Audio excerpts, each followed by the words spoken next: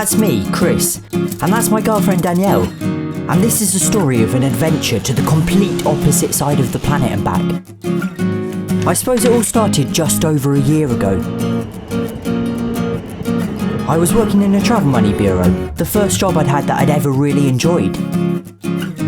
I got to talk to people all day about their holiday plans and count out all these strange and exotic currencies, and then they'd return a couple of weeks later and tell me all about the wonderful adventures they'd had. But as much as I enjoyed it, I wanted an adventure of my own. And so we made a plan. Over the next year, we'd work as much as we could and save as much as was possible. And then we'd go and spend 3 or 4 months visiting the kind of far away and extraordinary places we'd only ever read about in books. Now let me tell you, the year that followed was a thoroughly uninspiring one. Have you ever heard the song Ernord Sane by Blur? Well, that was my life. It seemed like all I ever did anymore was work.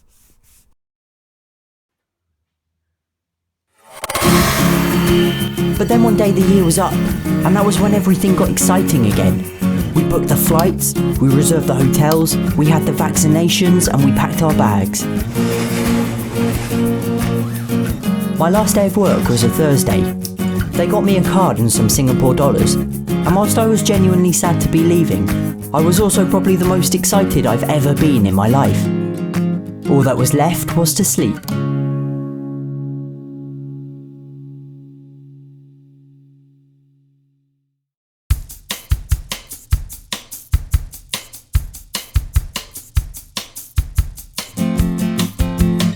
We left London Gatwick at 10 AM on one of those new Dreamliner planes and had a 13-hour flight ahead of us.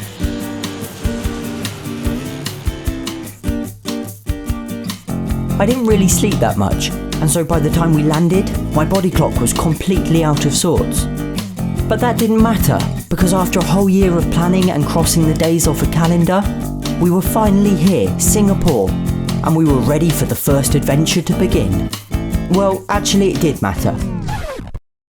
I can dress it up or try and romanticise the jet lag, but we were beat. After spending so long wishing time would just hurry up already, now that I finally was here, all I could think about was sleep. Adventure would have to wait. So we've just pretty much slept through the entire day. And now our body clocks were even more confused. But yeah, I'm gonna go ahead and pretend that never happened. So instead, let's start that all again with day 2.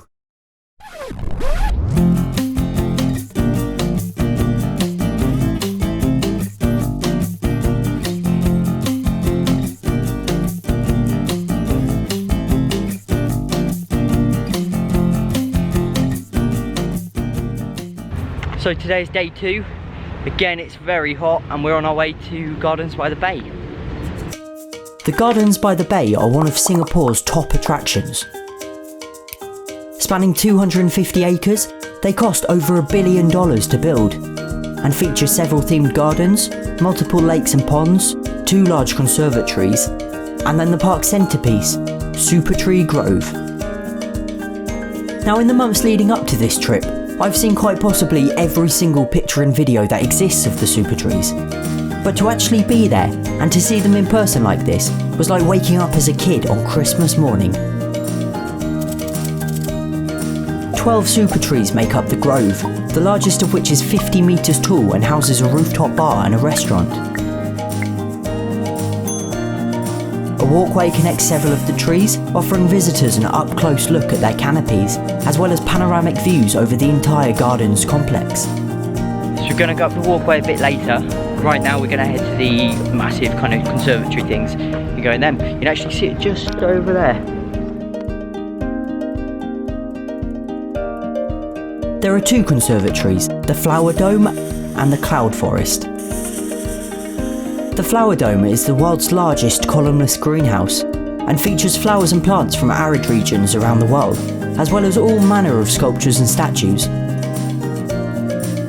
A large central display bore the themes of the harvest season and abundance, including a giant made from vegetables and the biggest pumpkins I'd ever seen. No way, they're real. The Cloud Forest is modelled around tropical mountain conditions, and contains the world's tallest indoor waterfall, standing at 35 metres. Even just standing here filming this, I'm getting soaked. And it was so impressive, this vast and wondrous chunk of nature, so perfectly manufactured inside a glass shell. Visitors take a lift straight to the top and slowly descend via walkways through various themed levels at different heights. So right now we're at the top of the cloud forest.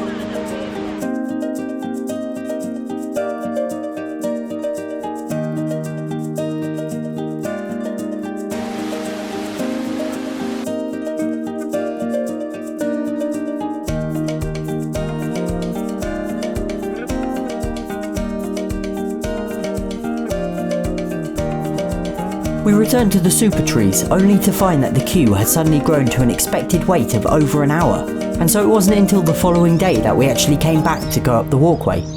It's now the next day, and we're back at the Gardens by the Bay because we're going to go up the Skywalk today. Look at that.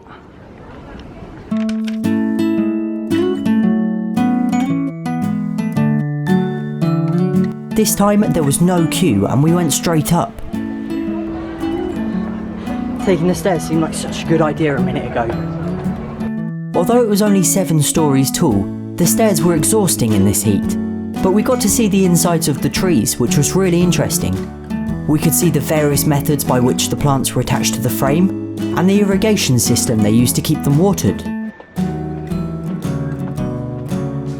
And once we were at the top, the views were definitely worth it, even if the lift would have been a little easier. It's really cool up here. We're having second thoughts about coming up because it was so busy yesterday, but I'm glad we came back and did it. It's really cool. The walkway was a lot higher up than it had looked from below, and it was from up here that we got the best views of the other trees. From the ground, the angle had been too sharp, and the bright sky in the background made for dark photos of the trees themselves, but from here, the vantage was perfect. The only downside was that Danielle made me take about 1 million photos of her. As well as being a world-class tourist attraction, the Gardens by the Bay and Singapore as a whole are leading the planet in terms of urban wildlife conservation. The perfect success story comes in the form of 2 species of otter, the small-clawed otter and the smooth-coated otter. Now back in the 70s and 80s, the rivers of Singapore were a mess, a dirty brown colour and filled with litter and pollution. But with the 90s came massive clean-up efforts, furthered in the new millennium with the redevelopment of the Marina Bay site. And today, as many as 60 otters are believed to inhabit the area. Unfortunately, the only otters we managed to spot were at the Singapore Zoo a couple of days later, but several families of otter are said to frequent the gardens. And what makes this so exciting is that otters are what's known as an indicator species. Their presence here indicates the waters are incredibly healthy and biodiverse enough to sustain them. It sets a perfect example and offers hope to other countries that habitat recovery is achievable provided the right efforts are made. We had better luck with some of the other wildlife at the gardens though, finding geckos, giant snails, turtles, and even wild monitor lizards, which more than made up for the lack of otters. And these things are huge. I'd only ever seen them in captivity before, so it was slightly surreal to have that barrier removed and to be occupying the same uninterrupted physical space as such large reptiles. And then the birds you'd hear as you just casually wandered around were crazy, like something you'd expect to hear on one of those Sounds of the Jungle CDs. It started getting dark as early as 6 PM, and by 7, it was almost completely black. Now this was undoubtedly my favourite time of day at the gardens, because each evening, at precisely 7:45, something magical happens.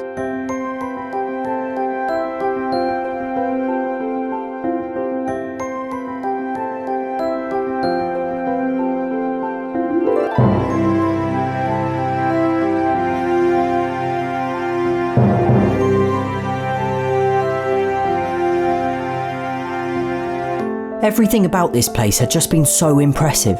The conservatories, the walkway, the wildlife, and of course the super trees themselves, and how they came to life with wonderful colour like something out of a fairy tale.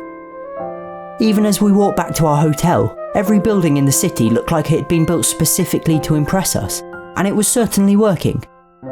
And I guess that's about as good an analogy as it gets for our first impressions of Singapore.